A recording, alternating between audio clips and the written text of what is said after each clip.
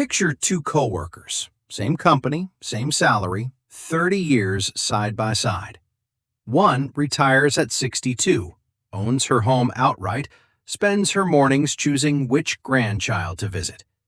The other is still clocking in at 68, watching the gas gauge, doing math in the checkout line.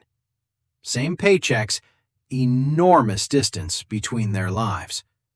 That gap didn't come from luck. It came from a few dozen ordinary decisions, repeated quietly year after year, about where the money actually went. And here's the uncomfortable part. Almost none of those decisions felt like mistakes at the time. Today, I'm walking you through 8 of them. 8 purchases that, once you run the numbers, simply aren't worth your money anymore in 2026. Number 1. The brand new car. The average new car transaction price in early 2026 climbed above $50,000. Average monthly payment, close to $750. That's a second rent payment going towards something designed to lose value immediately. A typical new car sheds 20% of its worth in the first year, 55% over 5 years. Drive home a $50,000 vehicle, and within 12 months, it's worth $40,000, without a single scratch. New car loans now average around 7% interest, stretched close to 6 years. Roughly 31% of people trading in a car this year owe more than it's worth. They're paying interest on value that no longer exists.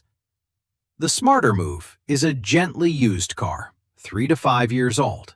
The original owner paid for the new car smell. You get a reliable vehicle for a fraction of the price. Take that $750 payment, drop it to $300, invest the difference. And you're looking at a meaningful chunk of an early retirement built entirely from the car decision. Number 2. The extended warranty. Retailers earn 50 to 80% profit margins on extended warranties. That margin exists for one reason. The plans almost never pay out. Only about 1 in 10 buyers ever files a single claim. The median difference between repair cost and the price of the service plan? Around $26. You could pay for the plan or just pay for the repair. The gap is 2 lunches. Many credit cards already extend the manufacturer's warranty automatically at no cost. The smarter move is a small, self-funded repair account. If something breaks, you're covered. If nothing breaks, you keep the money. Either way, you win. Number 3. Flagship phone upgrades every year. Flagship phones now sail past $1,000. What are you actually buying? Marginally better camera, slightly faster chip, a handful of AI features most people barely touch. The hardware reached good enough years ago. The average replacement cycle has already stretched to 3 to 4 years, and people who wait report being perfectly happy. The carrier trick worth naming: they bury the phone cost inside your monthly bill as a trade-in deal. They smooth a $1,000 decision into $30 a month. The discomfort of the full price is a feature. It makes you question it. Remove that discomfort, and the upgrades never stop. Pay attention to the total, not the monthly number. Number 4. Stacking every streaming service at once. Streaming was supposed to replace the bloated cable bill. Then everyone raised prices. The average American now juggles about 5 subscriptions at roughly $69 a month. That has quietly wandered back into cable territory. The trap isn't streaming, it's the autopilot. People sign up to watch one show, finish it, and forget to cancel. 3 months later, 4 services are silently charging the account. The fix? Subscribe to one service at a time. Watch what you want, cancel before the next billing date. Move to the next one. Treat streaming like a rotating library card, not a permanent fixture. Cut that bill by more than half without missing anything you actually care about. Number 5. High-fee, actively managed funds. This one is invisible, which makes it the most dangerous item on this list. No charge on your card, no salesperson. The money simply slips out of your retirement account quietly every year. Over 15 years ending December 2024, not a single one of 22 U.S. equity fund categories had a majority of active managers beat their benchmark. 0 out of 22. Over 20 years, more than 94% of domestic stock funds failed to keep up with the market index. An actively managed fund might charge 1% annually. An index fund charges a few hundredths of a percent. Over 20 years, that 1% gap compounds into well over $1 million in difference. The fix is almost insultingly simple.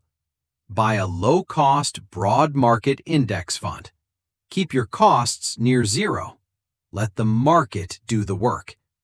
You won't get to brag about your stock picker. You'll just quietly keep the $1 million. Number 6. The gym membership you never use. The national average is $58 a month. An estimated 67% of members rarely or never actually go. Half quit within the first 6 months. Americans waste over $1 billion a year on memberships that go completely unused. Before renewing anything, run this experiment. Look at the last 2 months honestly. How many times did you actually walk through those doors? Multiply your visits by a single-day pass rate and compare it to your monthly fee. Most people discover they're paying $20 to $30 per visit. Pay for the version of fitness you'll actually do, not the version you imagine on January 1st. Number 7. Paying to file a simple tax return. The average person who pays for tax prep spends around $250. For a simple return, one W-2, standard deduction, that's $250 for something you could do in under an hour for free. If your adjusted gross income is $89,000 or less, the IRS Free File program connects you to software partners that will prepare and file your federal return at no cost. If you earn more and you're comfortable with your paperwork, Free File fillable forms are available to anyone, regardless of income. Learn the free routes once, and you keep that money every single April for the rest of your life. Number 8. The timeshare. The average timeshare costs around $24,700 upfront, often financed near 15% interest. Then come the annual maintenance fees, averaging $1,480 a year, rising every year whether you use it or not. The resale market is so flooded that timeshares routinely sell for a single dollar. Owners are often grateful just to give them away to escape the fees. A $24,000 timeshare can balloon past $100,000 in total cost over 20 years, while its resale value sinks to zero. The honest alternative? Take that same money and book the vacations you actually want, when you want, wherever you want. You'll spend less, go more places, never owe a dollar for a week you didn't use. Go back to those 2 coworkers. Neither got rich from a single brilliant move. Neither went broke from a single disaster. The difference was understanding how depreciation works, how fees compound silently, how a small monthly leak becomes an ocean over 30 years. The other simply did what felt normal. And normal, most of the time, doesn't work out. None of these traps catch people because they're careless. They catch people because no one ever taught them how money actually behaves. If you felt even a flicker of recognition today, the most useful next step isn't just cutting one subscription. It's building the foundation that lets you spot the next leak on your own. I made a full video on exactly that. It's waiting for you right here.